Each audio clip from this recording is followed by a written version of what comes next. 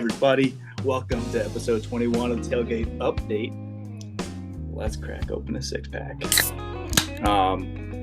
So this is our first episode back from the holiday season. Everybody's done traveling. Julie made it back home safe. Survived our families. Barely, but we got it.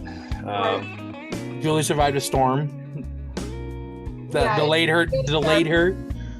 Yeah. I survived the storm midair that made you lose 100 years. Yes. Ryan has survived the windstorm of 2024. So things are looking up for the Tailgate Update crew. Today is going to be pretty much going to be all football. Playoffs kicking off this weekend. College football just wrapped up. Black Monday. Surprise retirements and firings. So it should be a pretty good episode. And first, we'll start off with coach firings. Ron Rivera, he's out. No surprise there. Just abysmal tenure in Washington. Kind of marred by the Dan Snyder stuff too. So the organization as a whole, I'd say they probably have one of the lowest organization healths in the league.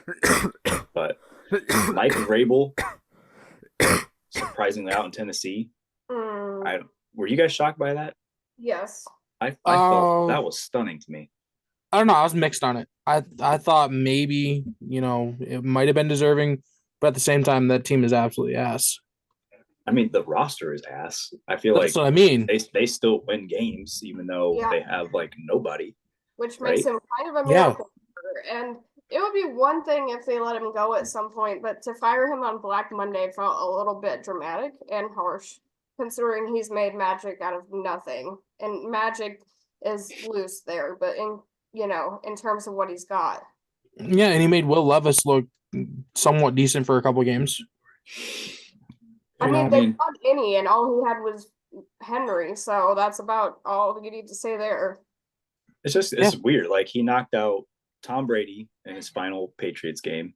Then he went around and knocked out the 14-2 at the time Baltimore Ravens out of the playoffs with MVP Lamar. I don't know. This is weird. I don't know who Tennessee Titans think they are, but clearly they think quite highly of themselves that they think they can do better than a Vrabel at this point. Who do you think you are? It doesn't matter who you think you are. Yeah. So I don't know who's worse organization, the Chicago Bears for not firing Flus or the Titans for firing Vrabel because they think that they're higher than now. I thought you were kind of in on Flus after the last couple games of the season. What's going on there? You seem like you changed. You flip-flopped on me there. Well, I mean, look, you can't deny the progress, right? I mean, you won 5 out of your last, I think, 7 games, or maybe it was 5 out of your last 8. But then it's just, I don't know. I think that once Vrabel becomes available, I think that that's a guy that you want to go after.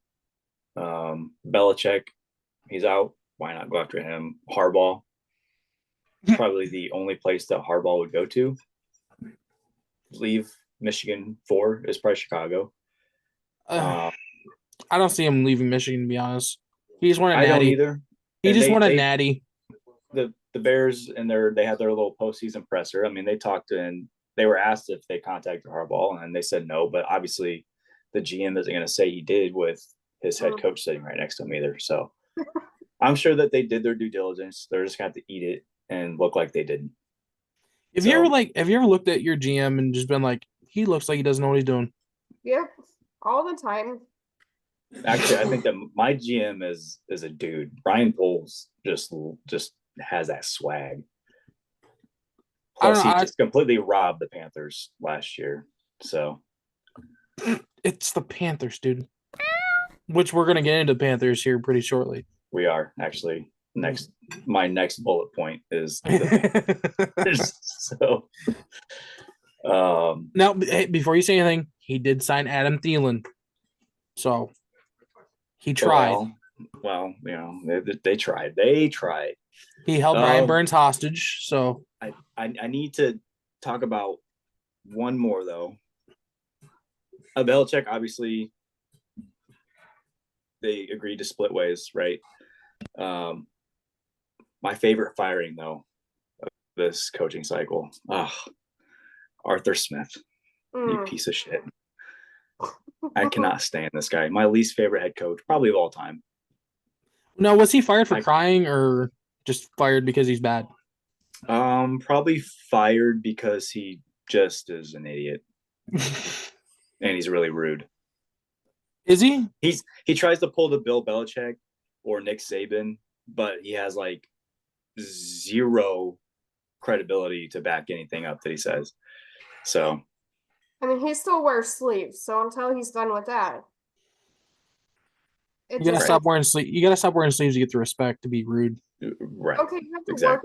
You have to work your way up. We saw Peyton do it, and he literally cut them off. Like, it comes with time.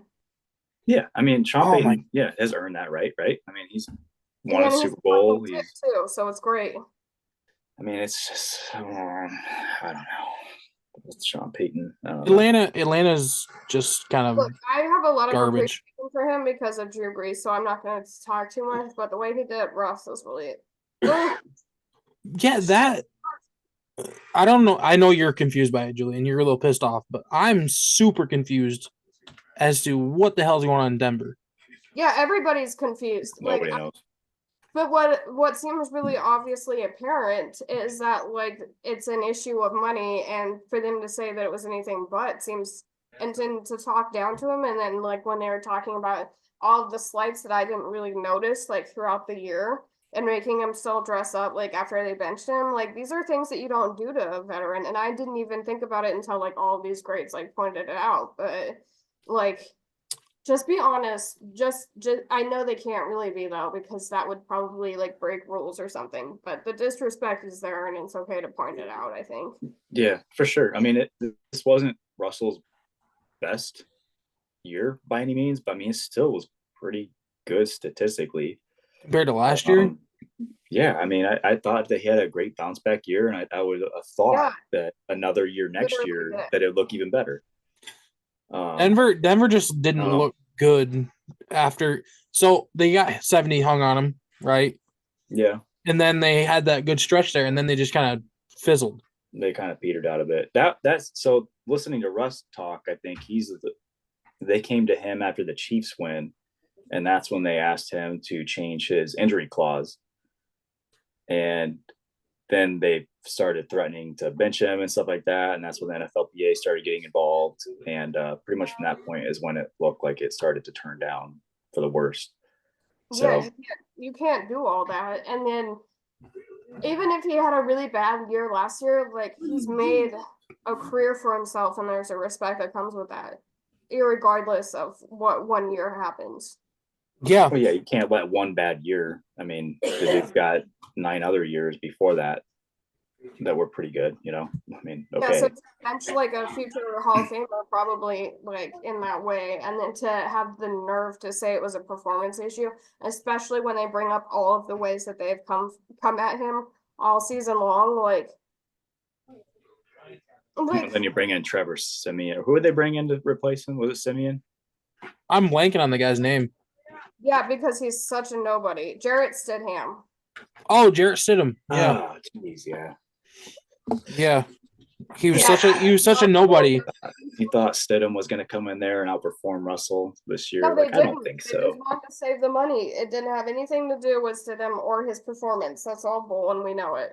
Yeah, instead of last year's draft trying to bolster the offensive line and make sure Russ doesn't get hurt, they just bench him so he doesn't get hurt. And they make sure that he doesn't get hurt. Yeah, and then is he going to be there next year? No, he's getting released in March, almost guaranteed. Yeah, Peyton hates him, and I think that's enough.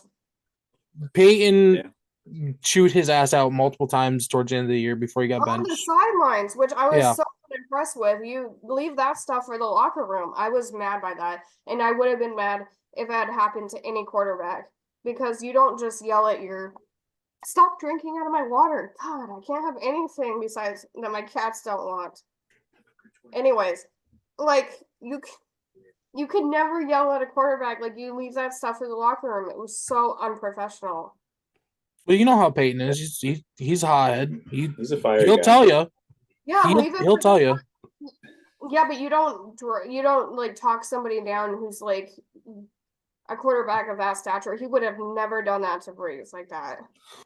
Well, because that's Drew Brees is one of the greatest passers of all time. Okay, but Russ has some greatest Russ. Now, Russ hold on has here. a Hall of Fame career, in my opinion. Now, hold on.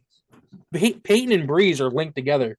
Okay, Peyton brought Breeze to New Orleans. Yeah, I think that's why he would have. Different. I realize that the dynamic is different, the relationship is different. My point is that you don't talk to a veteran QB who's. I understand. Himself. Yeah, I get it, Julie. I'm just saying, like Breeze and Wilson in this same situation, Peyton's going to act differently because of the fact that Peyton didn't bring Russ in. He just took the job. I'm trying to think of another great that like was on par with Russ that I could use, but he was the only guy who came to mind. I mean, I suppose that'd be like, Peyton Manning going to Denver and then Peyton takes over and then he does it to Peyton Manning. Yes. I think. Yeah, I guess you never saw Kubiak get after Manning like that when he was the head coach. So Kubiak did bring him in though. So it wasn't like Peyton was already there and then he took over. Yeah. True. No, I hear you. I don't know. It's shitty. Like some decorum. Okay, can we have a little decorum, just a smidgen? Like you really don't have to scream at people on the sidelines. Scream at them in the locker room. Like it is not that hard to wait. Like how you tell I tell my parents when they're arguing in public all the time, just wait until we get in the car, On that note, Panthers. We teased it earlier. I mean, there might not be a worse run organization in the National Football League. I know I just got done dogging the Commanders as the worst, but they did have literal sewer water running out of on the stands. So that is a thing. Yeah, but the Panthers. Come on, like we got the owner of the team throwing his drink on fans from his box. Like, okay, that is something. He would fire anybody he possibly could, so he decided to also add GM Scott Litterer. I believe I said that correctly. No disrespect to Mr. Fitterer. It's Fitterer, no L in there. I'm an idiot.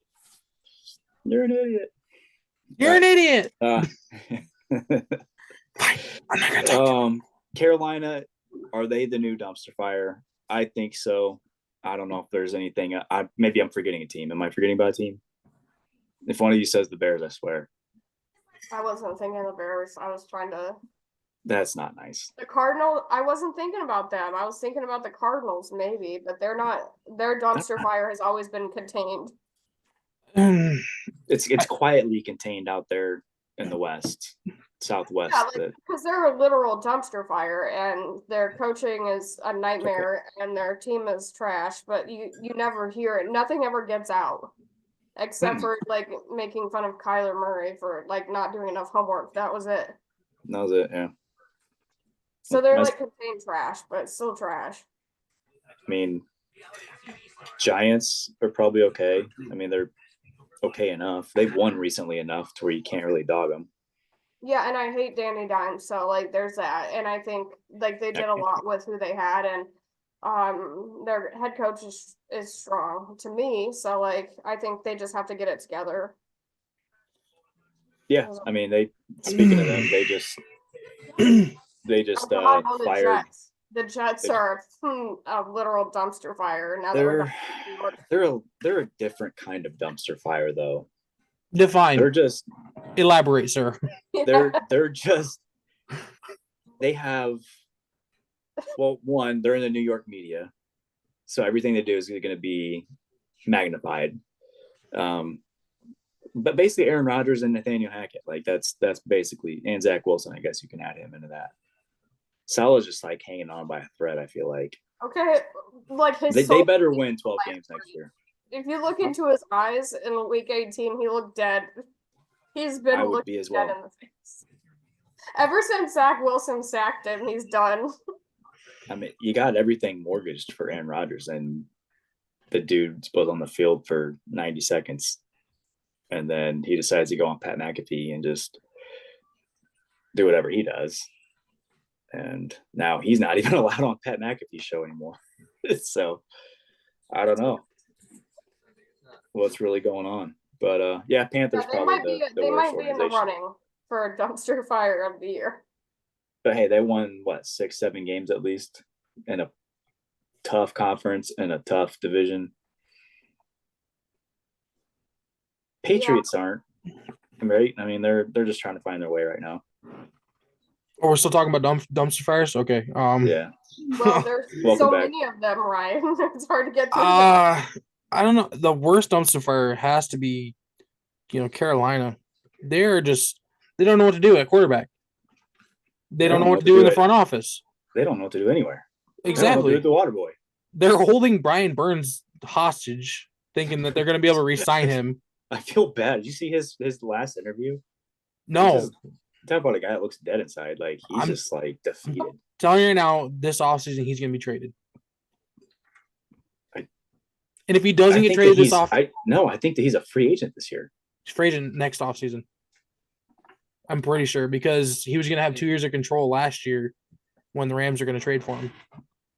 Well, and the Bears are trying to trade for him too, I think. But here's the thing. Well, the Bears can fuck off. If they let him walk for nothing, what'd you just say? I said the Bears can fuck off. I don't know why we have the hostility there. But all right. The Rams can fuck off, then, sir. They can make the playoffs first, and then we can talk, sir. Like, don't even start with me about that. What? You ain't got to be mean about it, Brian. Okay. Kick a dog while he's down. Come on. I don't kick dogs. That's rude. That's animal cruelty. That's arrestable. I got that dog in me. You just kicked me. Okay. He took the X-ray and found the dog in his lung. Yeah. Kind of a problem, actually. Having surgery next week. Doctor says it's very serious. Yeah. So yeah, Carolina trash. That's all I can think of. I mean, I'm so focused on that. Chargers. Yeah, because how do you have that many pieces and you win so few? They're in ashy fire right now. Like Staley got fired. Staley's fired, right? Yeah, Staley's right. Yeah. Okay. He's sitting out there on the unemployment line. The Raiders could be up there too if they don't hire Antonio Pierce. Okay. Yeah, they're still a dumpster fire regardless because they hired Josh McDaniel. And you know what? We all called it. We all called it. I mean, it fooled me once. I'll tell you. Moving on back to the Giants here. Barkley tells media that he's numb to the thought of being tagged again. Are the Giants taking advantage of his loyalty? Absolutely. Thought of a lot of things after the Seahawks have broken my heart over and over. Say what you want about the Colts and what's his face Taylor. But they at least ended up signing Taylor. After they pretty much bullied him into it. They did, but they gave him his money. I still say Barkley. I don't. Harsh. What more do you want from Barkley? I mean, he gave you a full year. He needs to start throwing. He needs to start throwing the ball. He needs to learn how to catch. Probably be better than the guy they got. Sorry, Julie. What'd you say? He needs to start doing everyone else's job, is what you're telling me. Yeah, he needs to play edge rusher. He needs to play tight end. He needs to throw someone passes to himself. Kick the ball, throw the ball. Kick the ball. Man. I mean, you can't just go out there running for 1,000 yards thinking you should get paid money. Like, just like that's ridiculous, right? Did he run for a K this year? That's close. I don't know if he actually got it or not. But I mean, you throw another 400 or 500 yards of receiving on there too. I mean, well, he's pretty useless in fantasy for me this year. Yard driven now. It's like, I don't know. I can't think of too many more running backs that are more valuable than him. Maybe 2 or 3. Well, they just got rid of their defensive coordinator, so that's not helping matters. Because that defensive coordinator was making that defense look respectable towards the end of the season. I don't know. I mean, you talk to Dabble about it. I mean, it sounds like they did not get along at all. Well, how could you get along with that kid? He's bald. He's angry. That's a take. Right there. He wishes he had hair. You jealous of my hair? Jealous of my hair? Plugs are really common nowadays. I see them all the time. All people? No, the hair plugs. It is Brian Urlacher. It is. I'll probably have to get it myself. Yeah, me too. My receding hairline, but I mean, my point is you no longer have to be bald and angry. You can just be be bald. Well, guess what? Bald and happy. Or Ryan Dable is an angry dude with a lot of emotion. He's a very fiery coach. Very. That's something you and him have in common, huh, Ryan? I'm not bald. No, but I mean angry. No. Still. I'm not angry. Oh, he's an angry elf. Okay. Call me elf one more time. Feeling strong, my friend. So I feel like there's one coach we haven't discussed yet, and that's probably because I can't. But yeah, that's true. Wow, we told. Who's up next? Man, who's up next, Ryan? Peter Cottondale. Oh, I thought you were gonna say it. Pete Carroll, man, come on. Yeah, Pete Carroll. Yeah, I can't watch anything about it yet. No clips, no. I've seen a photo of him crying while he talks about his hot wife. I tell you what, it's an end of an era this year. I mean, you got Carroll, Belichick, and I'll just drop it now. Nick Saban retiring out of the blue. Well, it's not like it's fresh out the presses there, Caleb. No, it's not. Because we're gonna kind of save it for college football talk later. But yeah, I mean, yeah. Like what the hell's going on, man? This is bullshit. My whole childhood's gone. Exactly. It's like I know that he's only been there for what 100 years, but since I'm 200 years old, it's felt like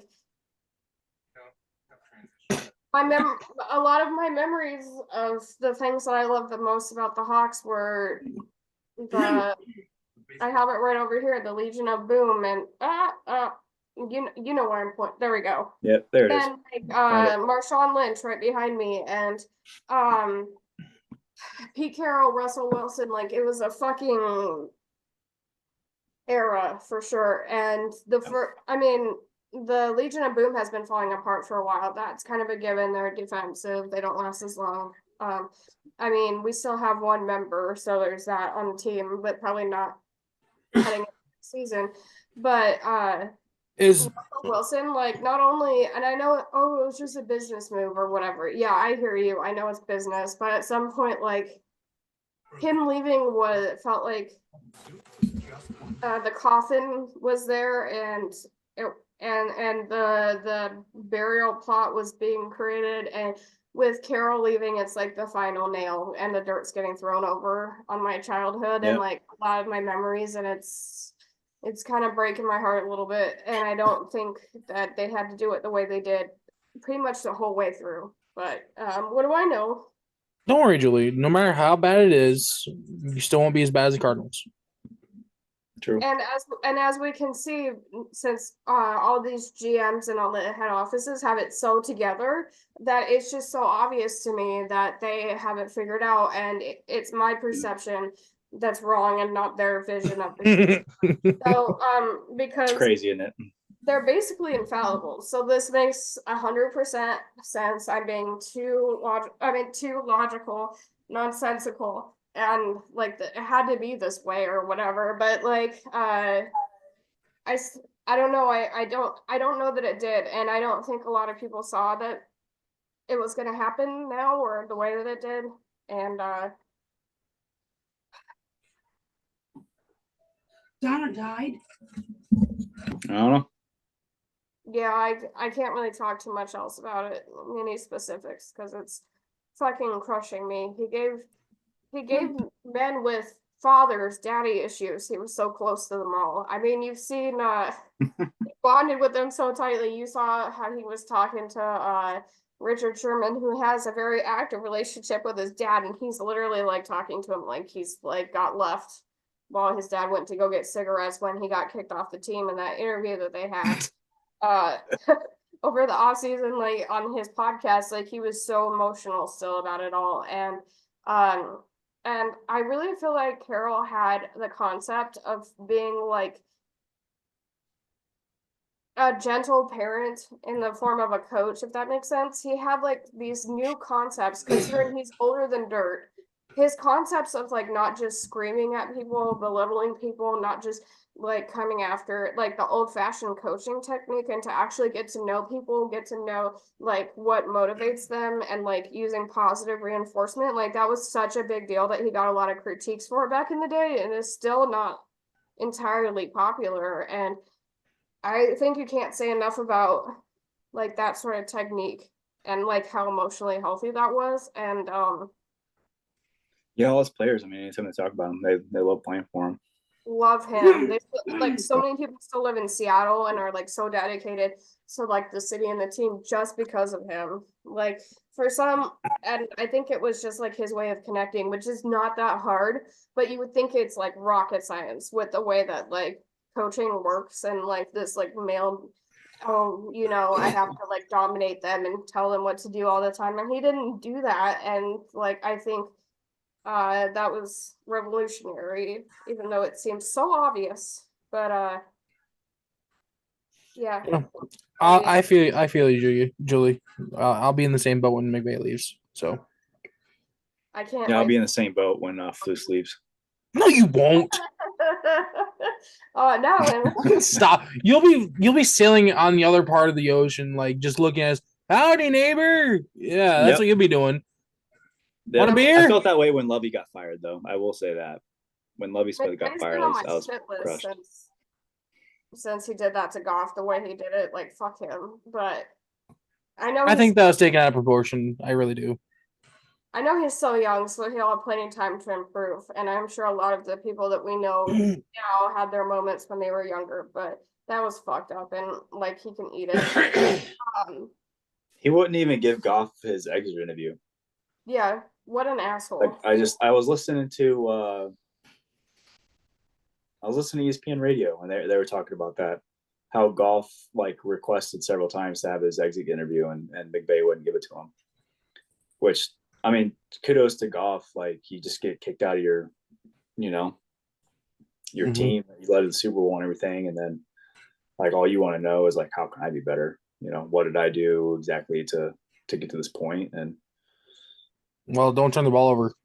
I think I mean, Goff wasn't good his last couple of years, so there should not be any shock there. Like I thought that was the worst trade ever by the Lions, and turns out that Ben Johnson's done a great job getting to Goff and like turning him around. But it sounded like him and McVay's relationship it wasn't healthy at the time. And he's like very positive, feedback like oriented.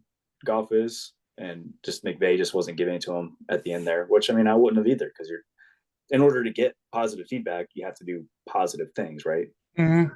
He wasn't doing them, so it was one of those classic best for both coach and player to just separate. But he didn't have to do it like that. That's my argument. You could have gotten rid of him, but the way he did it in the media and behind the scenes was fucked. So I'm not arguing that he shouldn't have done what he did. It's how he did it, and I haven't forgotten. And I think that the poise that Goff shows, I don't think we talk about it enough, but how he handled that so graciously. And then like this season, when he got totally fucked by the refs, like completely demolished by the refs with that bullshit call. And they should be a 2 seed right now. Yeah, and he didn't to Mahomes like Josh Allen did. He didn't throw a fit. He didn't screw the refs. He took it like on the chin, and that to me is impressive. He's always been like that. I've become a fan of Goff definitely since his time in Detroit. That's why I want to. Between that and the fact that the last time that they got into the playoffs, or however far, whatever it is, it's been like the 90s or something like that. Like maybe not the. It's been a while. The last time they won a playoff game was 91.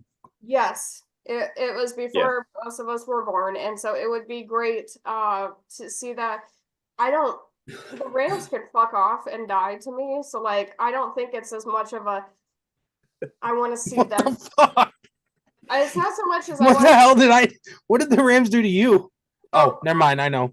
shut the hell up. So it's not as much as it's not as much that I want to see the Rams go down as I want to see the Lions go up because I feel like they deserve that. So It's a win-win for me. It really is. Yeah.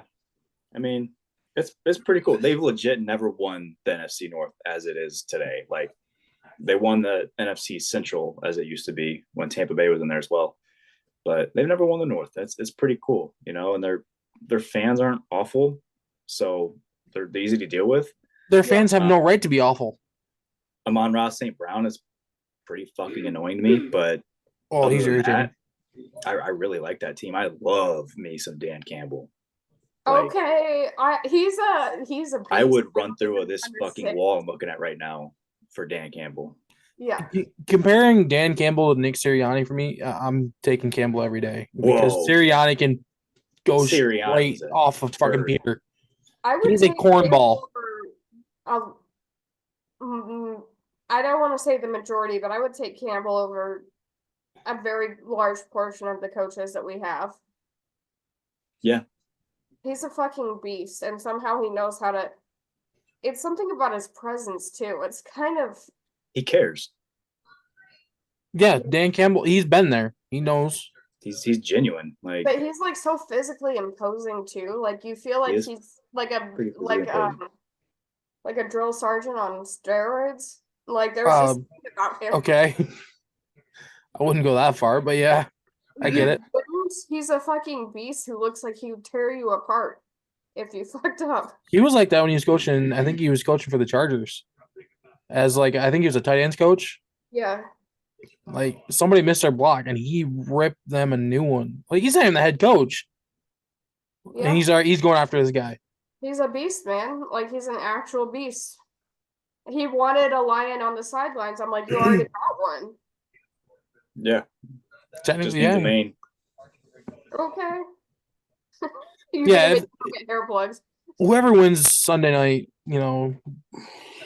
it's going to be. I'm excited about every game. Like, for example, Joe Flacco being in his late 30s and still being able to do what he does is like a success story I can get behind because I can't imagine, because like he was on a couch and almost 40 and he's like, I'm going to just go out and get to the playoffs. Like, that's a story that I can get behind. And like, it's heartwarming. And like how excited his kids are and like how cute of a daddy is. I mean, it's the stuff of tears. Okay. So like, I love that story too. Then we got Baker Mayfield, who's giving a middle finger to half the league right now. Like there's a lot of great stuff. There's a lot of stories that are cute right now. Yeah, there is. We'll get to that though in a minute. I don't want to spoil our playoff picks. Oh, right. Oh yeah, definitely. So last bit here before we get to our playoff themed few last bullets. What do you guys think of? Like, I should ask. I'm sure we saw it. Ryan, you obviously saw it. Jameis Winston and the Saints. Oh, God. I mean, how perfect was the play? Julie, you're a Saints fan, so this was probably just hilarious too. And you hate the Falcons, so I'm a Saints fan by proxy. Yeah, and you hate the Falcons though, right? So I guess. Kind of. I don't remember the play off the top of my head, but like it ended in a touchdown. And it pissed Arthur Smith off. It pissed him off so much. As a Saints fan by proxy, I absolutely hate the fucking Rams. That's for goddamn sure. They're in line. Yep. Okay, there it is. Yep. But yeah, I guess there's some else there for the Falcons as well. Here's the play. Saints are just beating the shit out of the Falcons, like 41-17. They just return an interception down to like the 1 or 2 yard line. They go into victory formation. And instead of kneeling the ball, Jameis Winston hands it off to Jamal Williams, who, if you remember last year, led the league in touchdowns scored. He scored 17 touchdowns last year. Well, he scored 0 this year up until Jameis Winston decided to hand it off to him in the final seconds of the game and made it 48-17. and Arthur Smith cried all the way to the locker room. And really cool play. I mean, I don't know if you heard Jameis talk about it after the game at all. Yes. His post-game interview was, man, how can you not like that guy? I could not stand him at Florida State. I still can't stand him. Most of his tenure with like Tampa, but he's a lot. Him at New Orleans, he's just hilarious. But he, like, obviously he's such a good teammate too. For them to go and make that decision, go rogue, and be like, you know what, we're punching this thing in for our boy Jamal, who has been an awesome teammate. Essentially had him playing fullback this year because they didn't have anything else for him to do. So I don't know. You think that was shitty for them to do that, or trying to tell the Saints what to do, trying to tell them not to go rogue? They're like the Raiders of the 70s, but like upgraded. Like, you can't tell them shit. Like, it is barely controlled chaos. Like, if you want to talk about one of the most rough and tumble teams out there with like the most like madness happening, you don't tell the Saints what to do. You suggest kindly. If you want to act like Dennis Allen is actually ruling the show, oh please, like they are like. I mean, living in New Orleans for about 10 years, I would say 7, whatever. It all blends together, but I would say that play just personifies the city perfectly, and like everything that the Saints stand for, and yeah, they could not be controlled when they have their own vision. So I was not at all surprised. What's that say about Dennis Allen though? All the things that we already knew. It says he has no control of the team. It says he is not a it says he has no control of the team. He's not a good head coach. You never heard this shit happen under Sean Payton? Yeah, he somehow managed to control the madness in a way I don't frankly understand, but that is a high order. Okay? That is no small task. You would need a veteran coach in there to try to do that. All right. I think Dan Campbell would go in there and be like, really having to work at it for the beginning. Okay. Like, Well, Dennis has been here for what, 2 years now, 3 years? Yeah. Well, I think it just confirms what we all already knew. Yeah. He should probably not have a job right now. Honestly, I can't believe that they're going to roll into 24 with him. Honestly, after what Jameis just did, I wouldn't even have him on the team. If you're not going to listen to the head coach, dude, as a backup, get out. You don't belong on the roster. Strongly disagree. No, I don't care. Disagree too. That you tell me not a single you think any player in that locker room was mad about that? They probably thought that was the coolest shit ever. Yeah, good for them. It's the coolest shit ever. Good for them. Jameis, I will whatever you want, man. Let's roll, dude. Let's get this guy a tutty in the final game of the season. Fuck Arthur Smith anyway. Yeah, fuck the Falcons. That's our arch rival over there. Like, let's screw it. Like, what you're already getting your ass kicked. They're already down 24 points. What's 31? Yeah, I get it, Caleb. I'm just saying, as a head coach, you got to have some type of control over your team. And if you have a player on there that's going to ruin that for you, get him out. And that's going to create the dynamic that they want in that locker room when you get rid of him after that. That's getting rid of him would be. They're already. If he didn't already lose the locker room, it's some shit like that. Well, Dennis has nothing to lose. He already lost the locker room. Well, he's got a job to lose, and he should have lost it. But yeah. So I'm saying he has nothing to lose because that job's pretty much gone if he doesn't do anything in 24. Right? I see like hierarchy, like he's the head coach, he should have whatever. But that's a little old school for me, Ryan, so I'm here for it. Ryan, I totally understand that line of thinking because obviously my career, like that's, Yeah, you know all too well about it. I understand that for sure. But if you don't listen to orders, what happens? Shit like that though, you gotta kind of. No, if I'm Jameis, I wear it for sure. And he apologized to Dennis. He's like, I apologize to Dennis. He's like, I don't apologize to the Falcons. But he's like, we were taking care of our guy. That's character. That's a character issue for me. And that's a character issue he's had since he was at Florida State, clearly. All he did was steal some crab legs, man. Well, Caleb, he was benched at Florida State and still got dressed for warm-ups, acting like he was going to start. You know what? I'm glad you brought that up because Jimbo Fisher talked about that on Barstool's podcast. He That's said a character that issue. No. Listen. Here's what happened with that. So, Jameis thought that he was only going to get suspended for the second half of that game, or the first half of that game, and he thought he was playing the second half. Well, the night before, the university came down and was like, "Nope, he's going to miss out a full game." The equipment manager did not get that memo, so they put his uniform and everything hanging up in his locker. And Jimbo's rule was always, "Hey, if your uniform is hanging up in your locker, you're dressing, you're playing." Well, obviously Jameis didn't know. Jimbo didn't know that the equipment manager didn't know. So as soon as Jameis came out there and was in his uniform, Jimbo's like, "Hey, like you can't." That's when he told him to go back in the locker room and change into civilian clothes. But so that was the equipment manager's fault, and the universities for not obviously disseminating that in a timely manner. But that wasn't Jameis just going rogue on that situation. Oh, I imagine there's actually backstory, and people aren't the box that we put them in sometimes.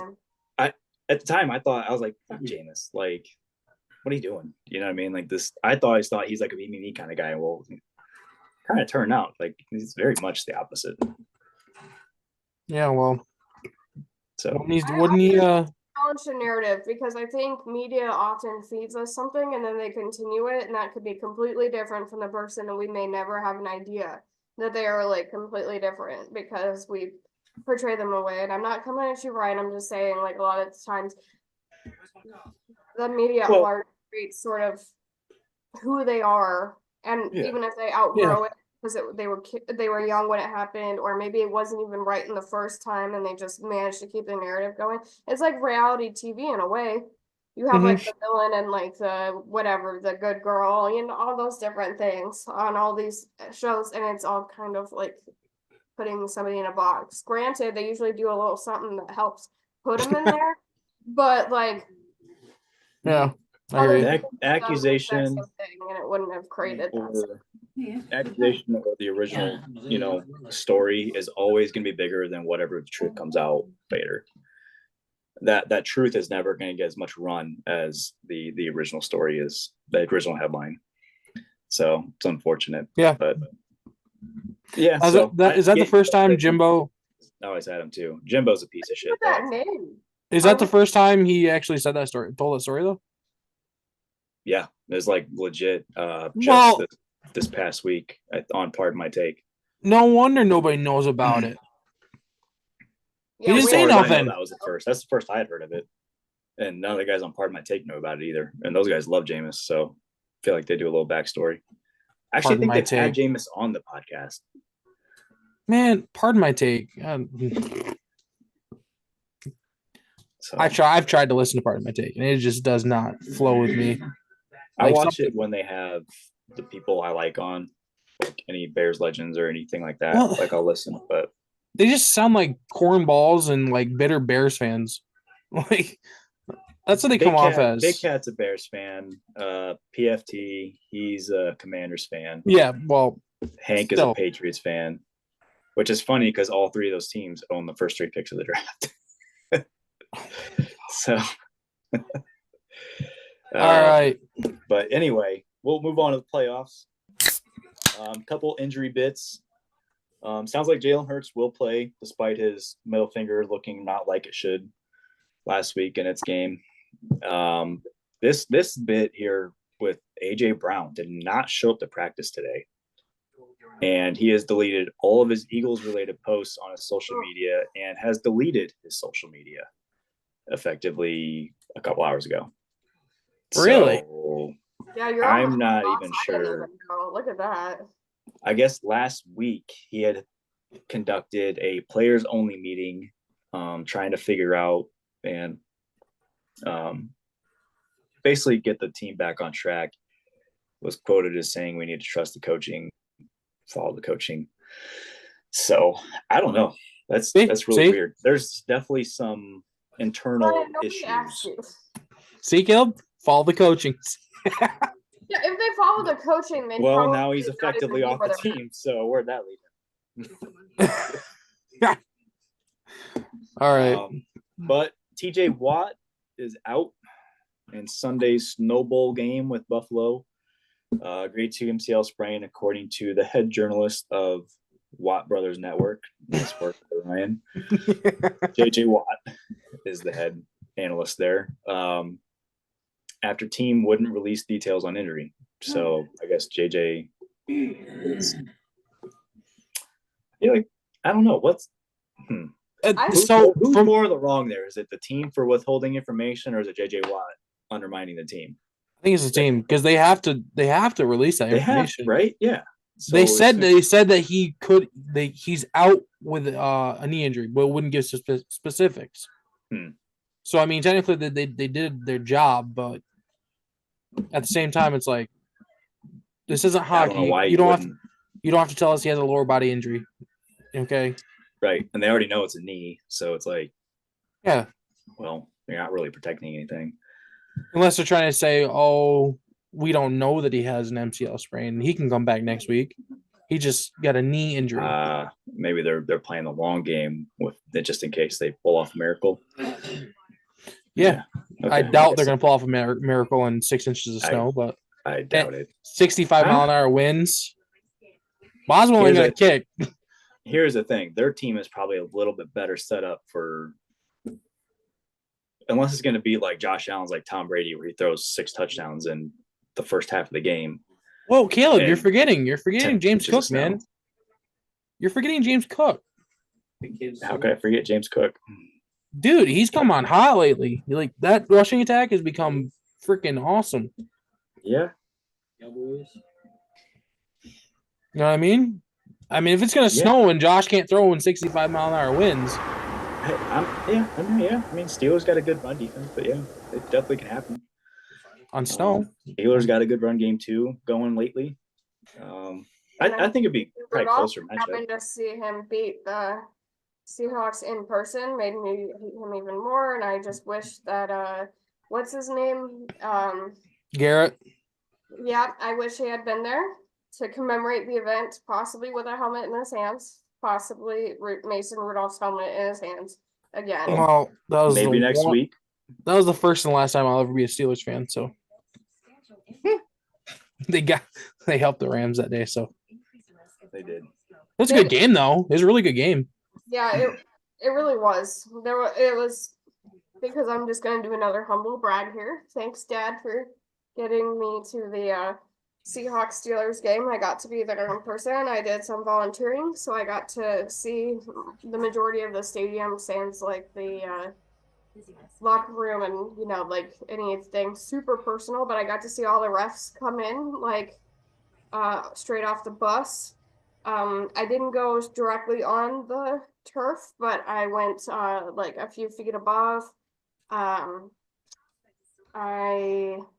got a super cool woolen jersey that I love.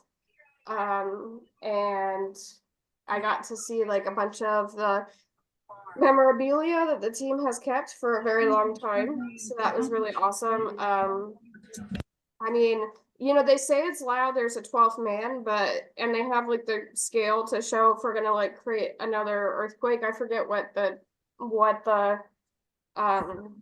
seismograph?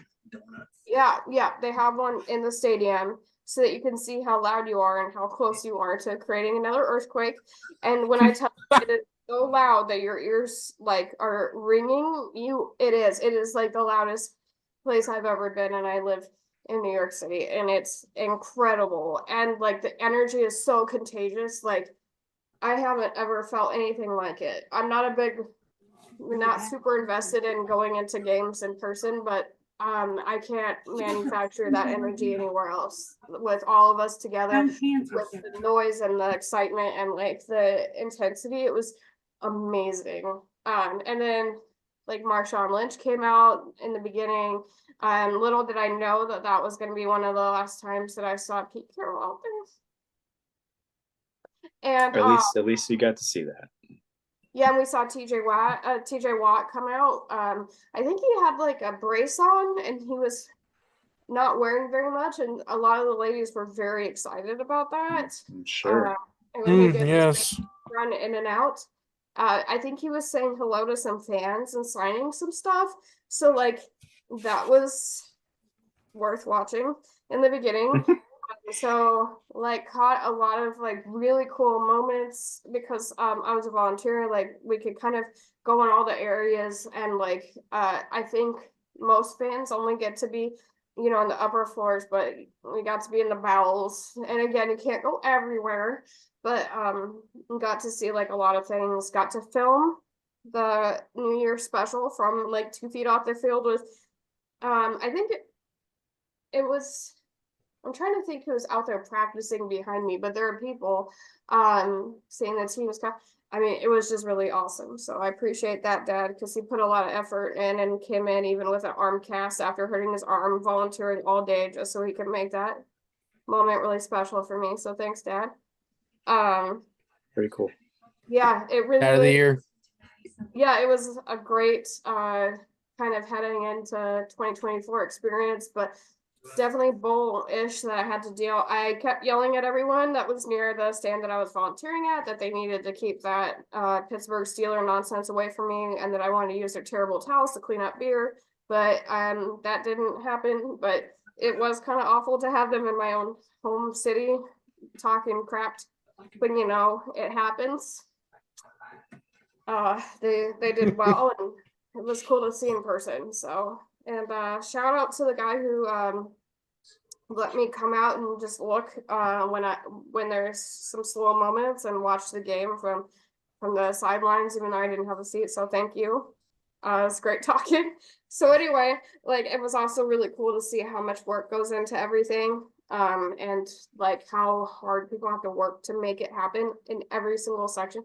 The people making your nachos are working their butts off for hours. The people running your beer stand haven't peed in 4 hours because they can't leave because it's so busy. So like it was such an interesting way to view the game and would do it again 100%. So anyway, that's my little talk about my experience at the game.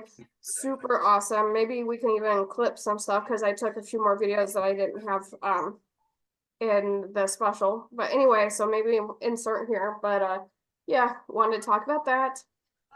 But anyway, as we continue on into the playoffs, I'll stop. Sounds like a cool experience, Julie. I'm glad that you got to do that and see Carol's. So cool. Was it his last home game? They weren't at home last week, were they? Yeah, because they went to the Cardinals in week 18. Yeah. So yeah, it was. So good for you. That's really cool. Oh, I hadn't thought about that. The feels.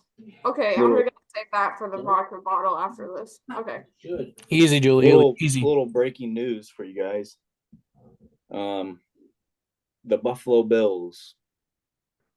Anyone interested to meet at the stadium at 10 p.m. on Saturday night? They're offering $20 an hour, complimentary food, and a snow shovel for anyone that wants to shovel out the stands. So we're heading into Sunday's game. So I don't know how close y'all are, but I'm about 4 hours away. And $20 is $20. How far am I, Ryan? Do you know how far they are? How far I am? Well, you're like 7 from me, so. So three-ish, maybe 4-ish. I don't know. Maybe I'm in the middle somewhere, right? You two can meet there and shovel some snow. Shovel some snow. You know what? There's nothing I wanted more during wild card. Yeah, definitely. Honestly, there's probably. I bet you two probably couldn't even get in there. That's how many people I bet will do it. There's gonna be people there tonight. They'll have thousands of people show up. Yeah, they're probably tailgating the snow shoveling. Okay, and they're igloos that they build themselves. Like Bills fans are crazy. Oh, I was told I wasn't allowed to go anywhere. What a special breed. By who? My fiance. Yeah. I'm supposed to work tomorrow and then come home, and I'm supposed to save the dates with her. Spend some time together, doing lovely wedding stuff. Man, I'm not to say anything, but I'm really happy for you, Ryan. That sounds like a lot of fun. I love my wife. Tis. I know my truth. All right. Well, we'll close up this segment with a little college football. Michigan pretty much beat the crap out of Washington 34-13. It was close until late. It was. I don't. Washington felt like they were always kind of knocking on the door, but just couldn't punch it across. Well, and then, the near pick six and everything happened, and it just was, things got out of hand late. It didn't help that they couldn't protect the quarterback and he was hurt. They couldn't. I mean, he had broken ribs, right? That last drive, he was. Like, did you see him walking off the field? Holy God. He looked he like he just got throw the ball.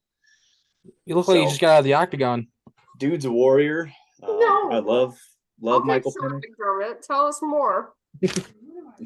The octagon? What about it? Close enough. You get the idea. Stop it. Cut it out right now, Julie. I guess I'm just bitter because I was in Washington State when it happened, and it was. I suppose, yeah. It was not that I don't give a crap. I mean, Reboot. Definitely a big fan of the team, but and I was really heavily emotionally invested in it. But there was definitely people who were even more invested than me everywhere who were deeply disappointed, including my grandmother. Hey, Grandma. She was really excited about the game and wanted to wear purple and was very disappointed. Well, and to add insult to injury to your grandma and every other Washington Husky fan, their head coach is leaving. He's going to Alabama. He's roll tide. Roll Tide. Roll Tide. He's getting his Alabama on. I'm sure he'll be just like Brian Kelly, quickly develop a Southern accent within a few hours of showing up. But he is going to be named Alabama's next head coach, which I think that's really stupid. I didn't see it coming. Because I don't want to be the guy following up Nick Saban. Do you? No. When I was spending time down in the South this summer, many people called into the radio there and wanted Saban gone. And mind you, this guy's won 6 national championships or what have you. Basically wins 10 or 11 games a year at least, usually in the SEC championship every year. I mean, and they wanted him gone. So you're going to be the guy that follows that up. Nobody's going to be happy with what you do. You got to go undefeated every year. Didn't Nick Saban win a national championship with Jamarcus Russell as his quarterback? No, that when he was with LSU? That was Les Miles. Was it? Maybe. Because I know Saban won a national title with LSU. Let me get back to you on that. You might be right. Research department? Anybody? Yeah. We're low budget. We're low budget. Google's our research department. That's us. Okay. Shit, gotta go to work. But I was shocked. I could not believe there's rumors flying around about possibly it having to do with Saban's wife's health. That's not confirmed. Just rumors flying around. You know, Twitter works around this time of year. Family health when something bad is happening. Well, I mean, they're Saban keeps a clean shop. I don't think. I mean, Saban isn't doing anything that anybody else isn't doing. I know that. Okay, so he won the national championship with LSU in 2003. That would not have been Russell. No, Russell was around 07, right? 20, around there. Oh, well. Yeah. Well, he's actually old enough that I could see that there could be an argument that he is actually leaving because his wife is sick. Because I imagine she's aged, so this is a little bit more believable than say the Chicago Bears guy. Well, he is. He is 72, so he's up there for sure. I mean, and honestly, he's getting out at a good time. You can tell he's not of the NIL / players basically running how things go. Mm-hmm. College football is going through a major transformation with basically the Pac-12 dissolving and them going to a 12-team playoff. Everything's just different now. So probably a good time. It was definitely shocking though when I heard it. I mean, I couldn't believe it. So many. Congrats. I can't handle anymore. Oh my God. Hey, did you know Josh McDaniels is part of Saban's coaching tree? No. That's not surprising, I guess. I feel like I shouldn't have. Huh? Where was he with Saban? I don't know. It just said coaching tree under Saban. I wonder if he took a pit stop after Denver to Alabama. It was, all these coaches always go to Alabama to get, resurrected more or less, and then he went to the Patriots. Hold on. Let's see here. Let's see. Michigan State, maybe?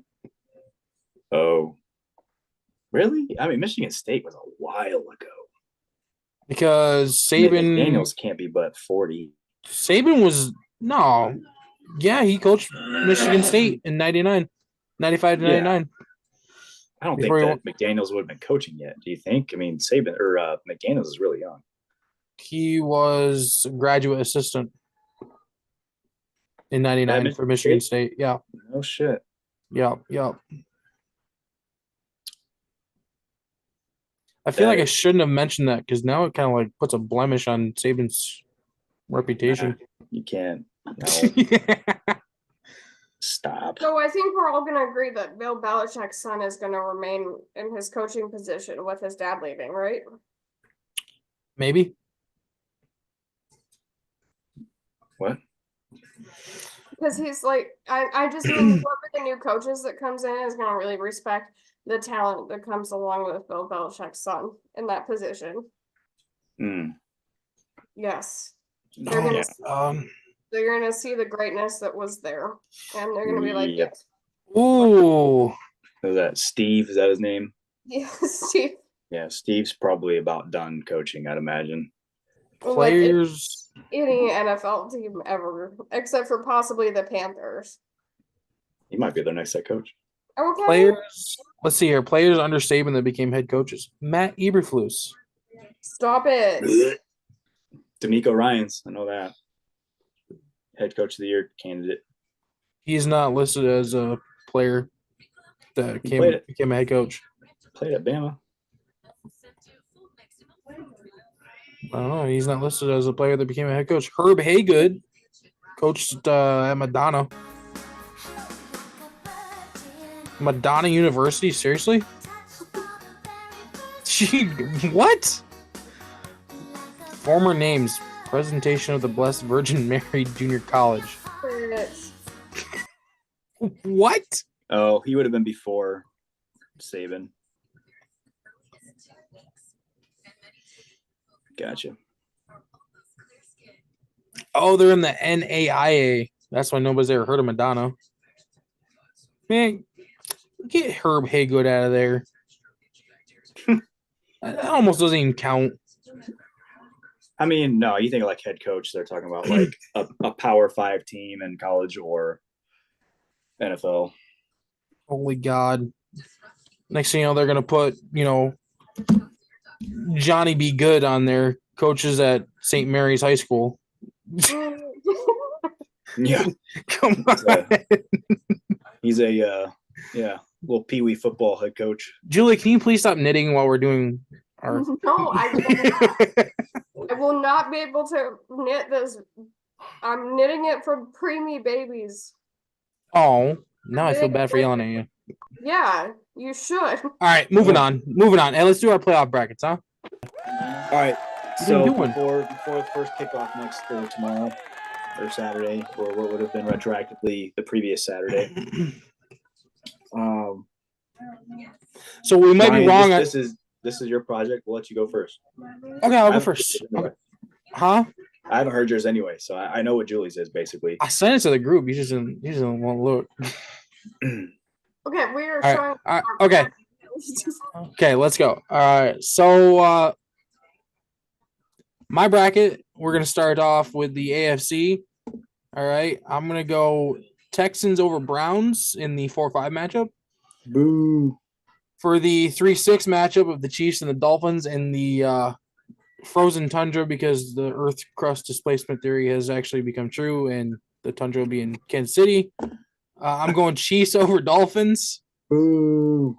Dolphins haven't won a game in sub 40-degree weather in like 10 years. So hey, stop living in the past, all And then the 2-7 matchup with the 6 inches of snow and 65-mile-an-hour winds. I'm going Bills over Steelers. Woo! The 4-5 matchup in the NFC, I got Eagles over the Bucks in a low scoring struggle fest. This thing's gonna be 10-7. I think it's gonna be like 15-12, something like that. Just straight field goals. Somebody's gonna miss an extra point. Oh, okay. The 3-6 matchup, I got the Rams over the Lions in a shootout because both defenses are garbage. Okay. Shout out Raheem Morris. Yep. Go into the unemployment line, sir. 2-7 matchup, I got Dallas over the Packers by 3 touchdowns. We love that. I don't think it's gonna be close. I don't think it's gonna be close. It's gonna be so bad. That is something we all agree on unanimously, apparently. So the Packers are just gonna. Ugh. So we got the divisional round matchup of, I think it's week 1 they played. Baltimore versus Houston. All right, Baltimore hosting. I got the Ravens over the Texans in a 10-point game. Okay. And then I got the Bills going over the Chiefs because the Bills will be hosting this time in the playoffs. Okay. All right. I like that. We love that. So in the NFC, circles wagons like the Buffalo Bills. Exactly. Jamie will be happy about that too. Yep. And then I got in the NFC divisional round matchup, I got 2 divisional round matchups. Actually, 2 division. Get it? Anyways. 49ers hosting the Rams. I got the Niners over the Rams. It'll be a close game. And then I got Dallas over Philly. Dallas going to the NFC title game seems laughable, but at the same time, I don't see their offense being stopped by any defense. That's laughable because Nick Sirianni is a clown. Yeah, but I just don't see laughing all the way to the NFC title game. I just don't see any defense in the first 2 rounds that can stop Dallas, their passing attack. I don't either. Then you got Tony Pollard that can still hang 100 on He's serviceable. He's serviceable. Yeah. So you got the Ravens and Bills in the NFC title game. I got the Bills going over the Ravens because I just think the Bills. Okay. I think the Bills got hot. They put everything together at the right time. Their defense worries me, but I think they'll be all right. I think they'll be all right. They're missing Matt Milano for sure. And then I got here's controversial. I got Cowboys over Niners in the title game for the NFC. They get revenge. Because I think that's when the lights get bright, and I think that's when Mr. Purdy decides he's gonna show his draft status. Wow. What is this? A 1994 or 93 Super Bowl rematch? I think 94. Yeah, 93, 92, 93. 92, 93. I got Bills and Cowboys in the Super Bowl. Man. Wow. That's cool. Yeah. Are we going with Super Bowl prediction or like what are we doing? Let's save that. Save that. We'll save that for Super Bowl week. Save that. We'll save that for Super Bowl week. All right. So that's my bracket. I like that bracket, Julie. Yes. Show this man. Julie, yes. Show this man. Okay, I think that one's. Yep. Okay. Did I send you the one with your name on it? Yep. I don't know if my name is on it, but it was definitely for me. Okay. So I got we all saw the Eagles getting trounced by the Cardinals, so I am out of love for Baker Mayfield and his standing up for himself many years ago,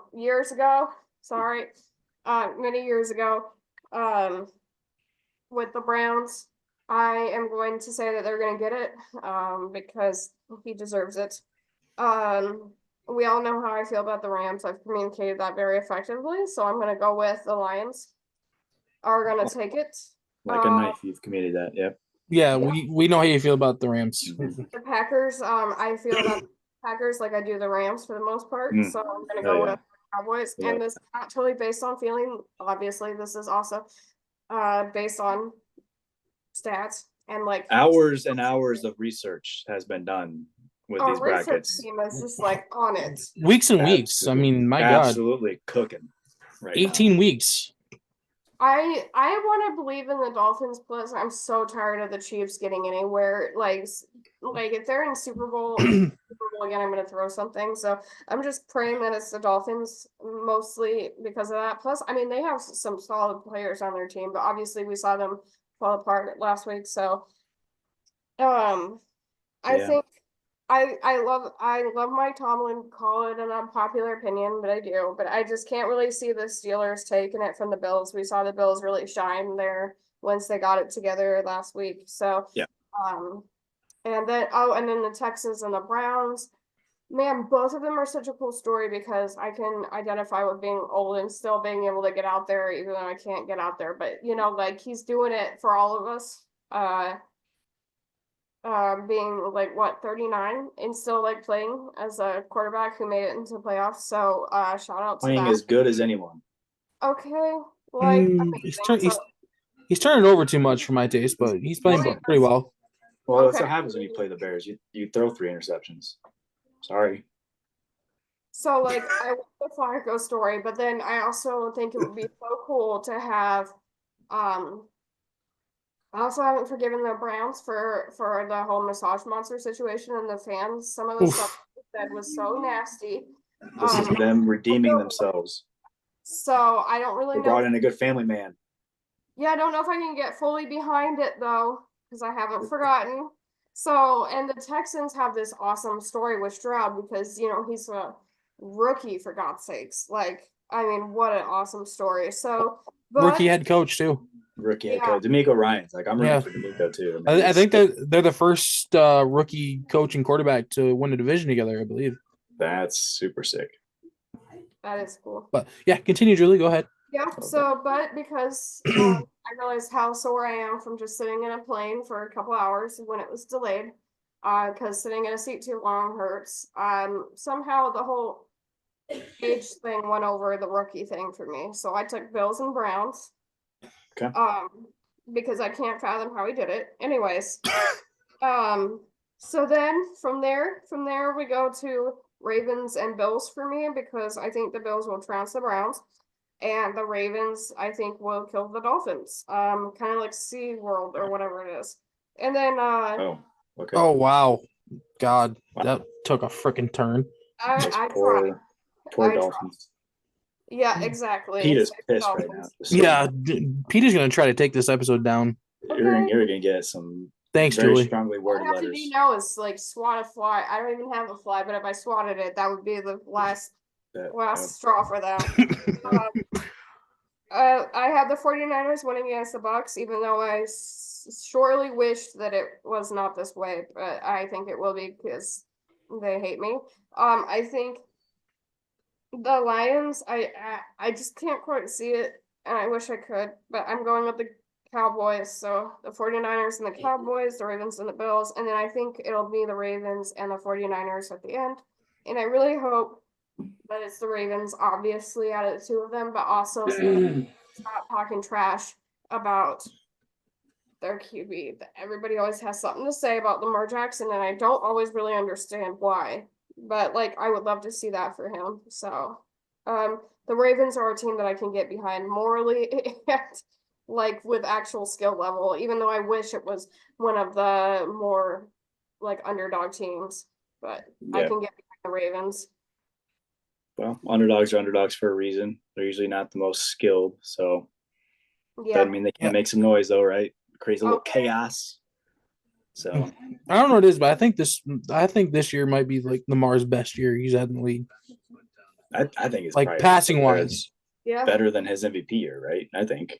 I feel like he's more like he's been grittier. Like I like players with grit, and he's had to fight some games out, you know. Yeah. I mean, they barely skated by Arizona. I mean, they just some games you wouldn't think, but yeah, they had to go to over this year. They had to go to overtime with the Rams. I mean, and he had to come back in that game too. So I mean, and look, I'm gonna raise my hand. I'm gonna be like, look, Caleb, I was a Lamar hater.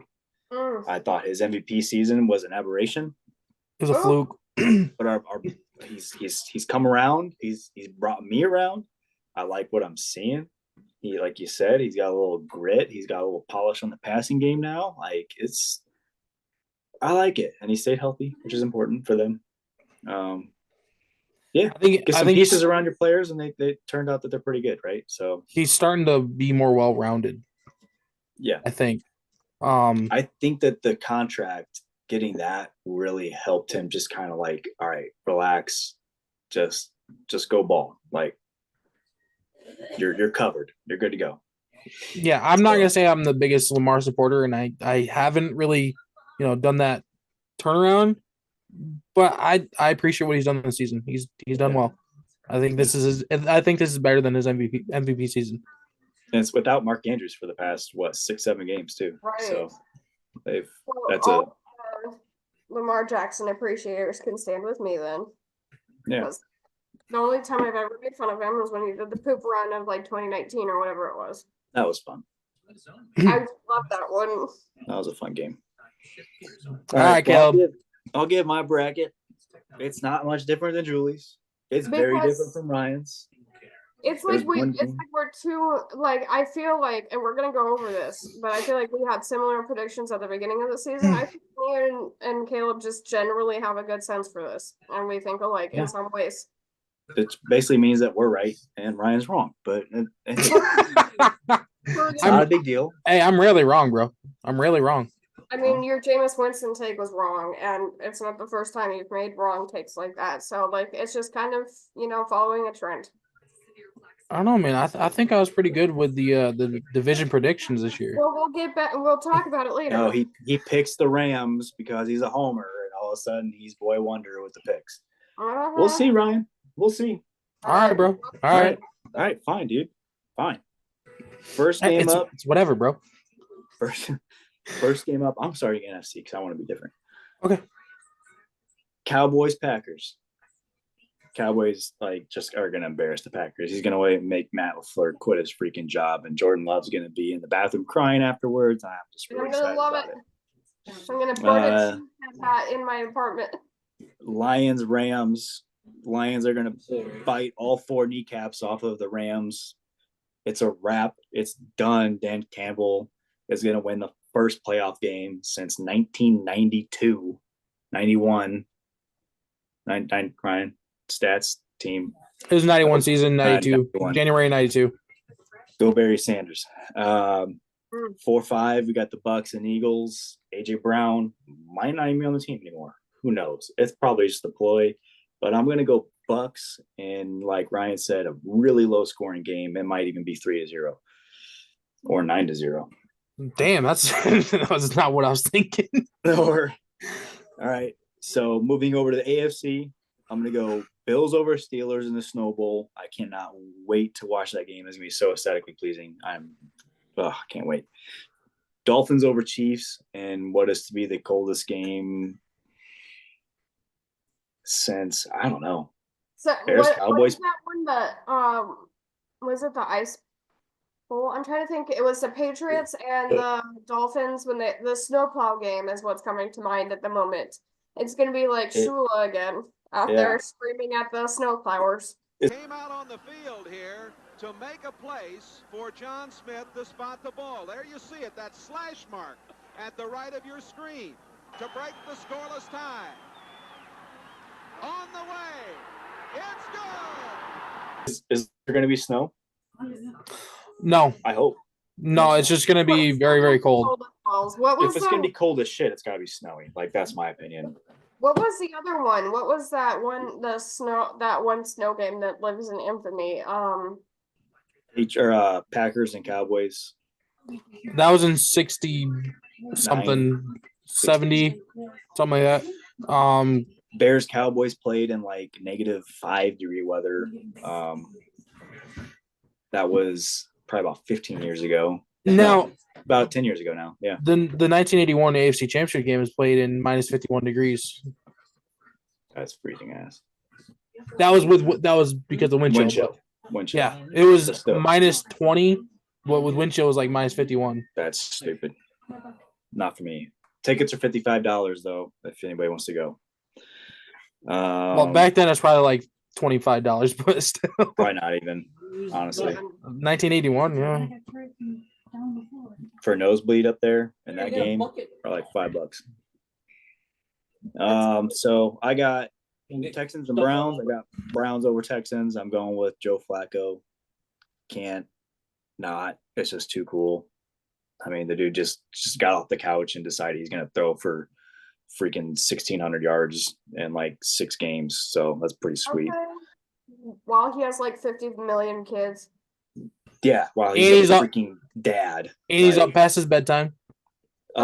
Just fall asleep on the sideline and everything. Like this just, I mean, it's just, there's the lore that is being created is amazing. Okay, like I feel like anybody over 30 like really understands Flacco so well and is like in his corner because of that.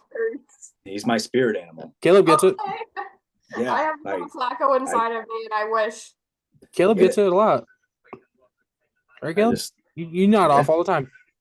Yeah. Probably why you don't text us back all the time. In my chair.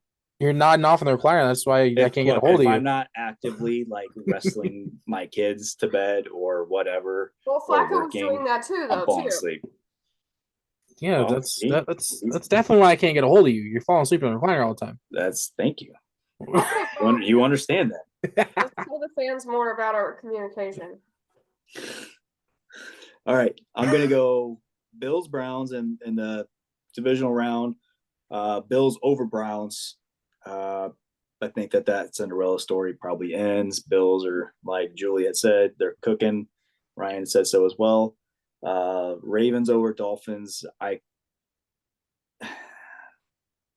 don't know. I think that's gonna be a close game. I think it's gonna be close. Yeah.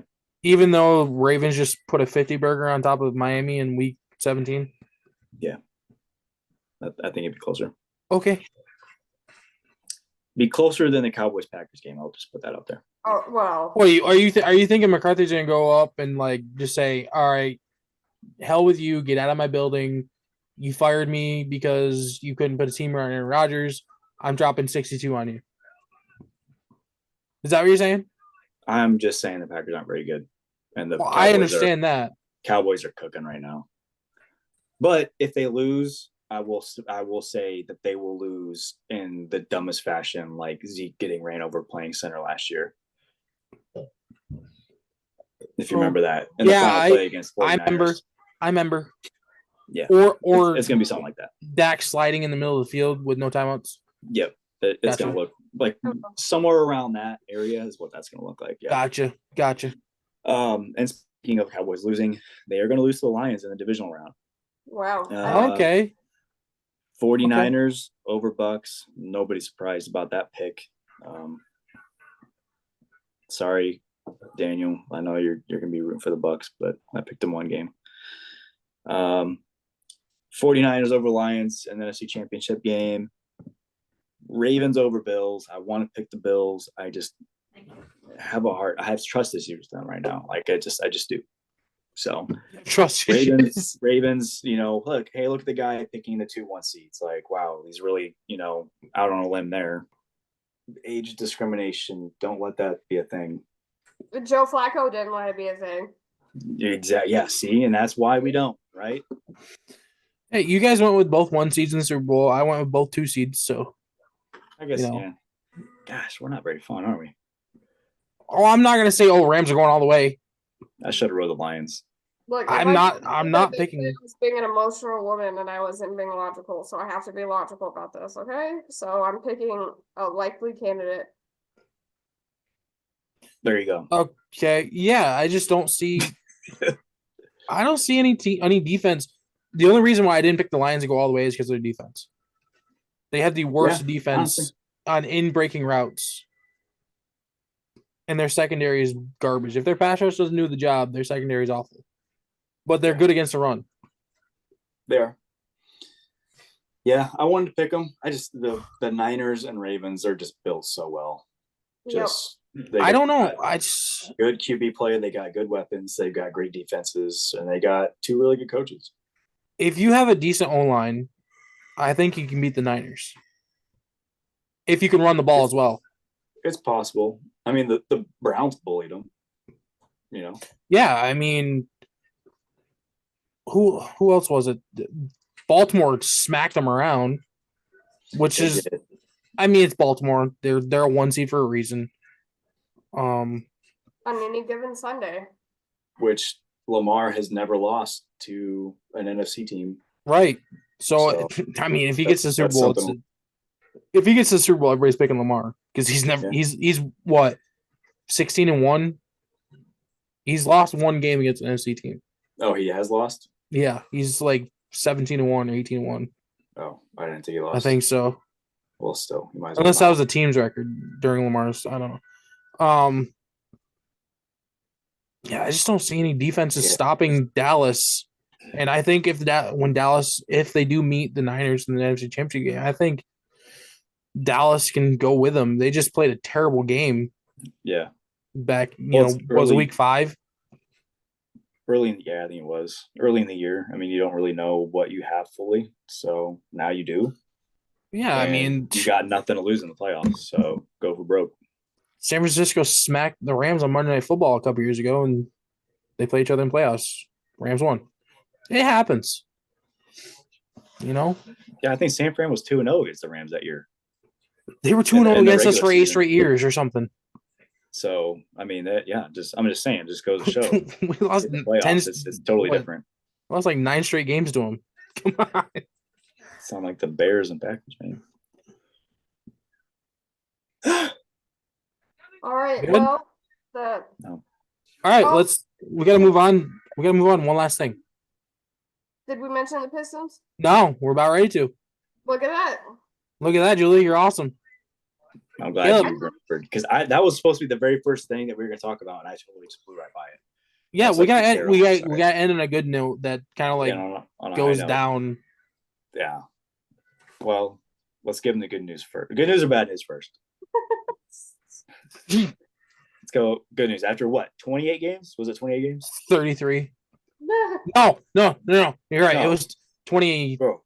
Hold on. I got my notes. Shit. No, maybe not. 7. Please pause for our research team. I think it was 28 games in a row they lost. That sounds right. Because, they lost 28 in a row, I believe. 28. I think so. 28 games, yep. Or 20. Was it 28? The stats department confirms it. You mean to tell me they were what? 2-1 before they lost. No, sorry. They were 2-1 before they went on a 28-game freezer. Yeah. they improved to 3-29. I remember when they started off 2-1, I got this guy that follows like a Pistons fan.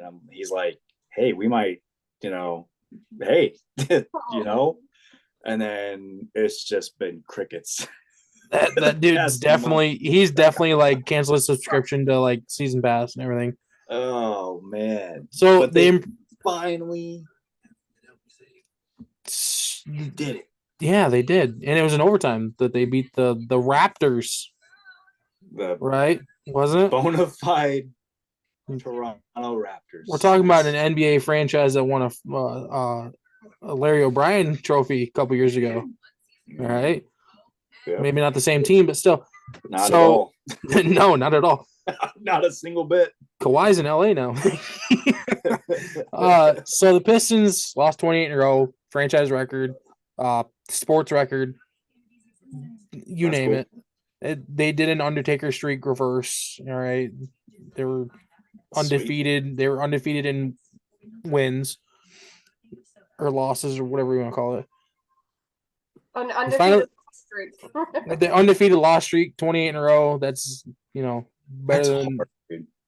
How hard you gotta losing who fail at life and it's like they put a lot of effort into it, because nothing ever goes right. It's like the Pistons in a person. 100%. It's hard to fail that badly. I can't even imagine. That's like the 2008 Lions just in back-to-back seasons. just didn't win a game for 2 years straight, basically. Yeah. So anyways, so they lose 28 in a row. Yep. Franchise record, yada yada. Finally win to improve to 3-29 on the season. And then And then There's more. There's some bad news coming. They lost the last 6 after winning. Oh. So they were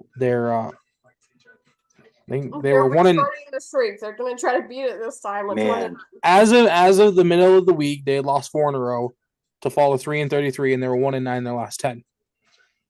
What could have been? Yeah, I mean they won a game that they could have gone on a heater and went 28 in a row and been 28-29 or 31-29, whatever you want to say. Can't think of the math off the top of my head. I don't really care to. Well, Anyways, they could have lost 35 in a row though too. They could have, yeah. They could have done a reverse Lakers and won and lost 35 in a row instead of winning 30.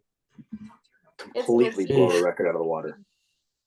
Yeah, I mean, yeah. So as of yesterday, the Detroit Pistons have been eliminated from playoff contention. Sorry, that Detroit was a real fans. Thing. You weren't kidding about that. That was real. Oh, I'm pretty sure it's real. Dude, they've lost 33 games. They're going to have to win like the next 34 in a row to be in contention by March. Well, they're down 21-17 to the Rockets currently too. So that's like 4 points. Good start. Do they have an E next to their name already, or what? Hang on, let me. Because there's teams that get into the playoffs with 33 wins or 33 losses. True. There's no E by their name. All right. Let me do this. 5 can still get them in.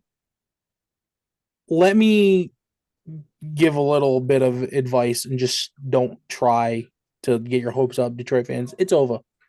What's crazy is that the Spurs are 6-30. Like they're not any better. Oh boy, when they drafted that big old tall dude, I thought he was going to be the next Tim Duncan, Dave Robinson, and Manu and Tony Parker in 1-on-1. He's playing well, but it's basically just him. Yeah, big surprise. I think he's averaging like 15 and 10 a game or something like that. So I got some breaking news here for you though, Caleb. Oh, what? Lakers are among teams engaged with Hawks in potential deal for DeJounte Murray. Is that anything good? Because I haven't really been paying attention. I was hoping you say with the Bulls for Zach LaVine. I don't want him. I don't want him. I'm tired of him. We forgot to mention that Gerard Mayo has also been. Did you mention Gerard Mayo? I didn't know. He's been named the head coach, the successor. Talk about filling some big shoes like Kalen DeBoer. Yeah. Yeah, these are equally as big within the realm of the NFL. Yeah, I mean, I think he'll do okay. I mean, I don't know. I mean, I have no idea. Gerard Mayo takes over for Bill Belichick. I don't understand that. These two teams did not waste any time. There was no rollover period at all. Well, with college, like you can't waste any time. You got your transfers and everything. Like you got to get in there and get it quick. Otherwise, you're going to lose all your players. Well, they're already losing. Bam already lost a 5-star recruit. But NFL, I mean, you definitely could have waited that out a little bit. But they had rumored that Mayo was going to be the successor for the past few years. Yeah, Mayo's the successor, and he's also now the youngest head coach in the NFL at 37 years old, which must mean his birthday is earlier than McVay's, because McVay's 37, I believe. Is he? Yeah, I think so. He was the youngest coach until Mayo got hired, so. Well, D'Amico's got to be up there too in terms of being young. Who else is young within the coaching trees? McDaniel? LaFleur is. McDaniel's pretty young. McDaniel's young. Yeah, I'll say that. Yeah. Shanahan is around McVay's age, isn't he? Yeah, a little bit older, maybe. A little bit. Anyways, yeah. So I think young coaches. I think that brings us to the end of the show, doesn't it? Yeah, it does. So definitely we want the fans to sound off below and let us know. What do you think about our predictions? What are your predictions? What are your thoughts on the coaches? Fill us in. Any input, we want to hear it. Make sure to like, comment, and subscribe, and hit that notification bell. Ding. So that we well, for you really, because that's a gift. And then you'll Debbie. yes. you may be able to get your hands on one of these t-shirts one day too. So yeah, okay, hold on. It's kind of hard to show it all. So it's got our logo here. Oh, crank open a 6-1, love that. And then the back has the football. You know, there's things to look forward to in 2020. No. It's gonna be a great year. And we will see you next week. And for the True Crime Podcast, which will come out just a little bit after this segment. All right. Thank you, everybody. See y'all. Peace. See y'all.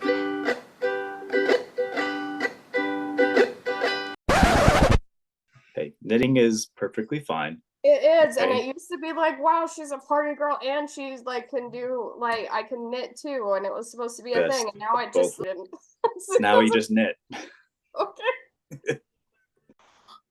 All right, I'm opening Ryan's gift, and the great thing is that me and Caleb didn't give him one, so that is just like our relationship as a We're pretty bad at this. yeah. Y'all suck.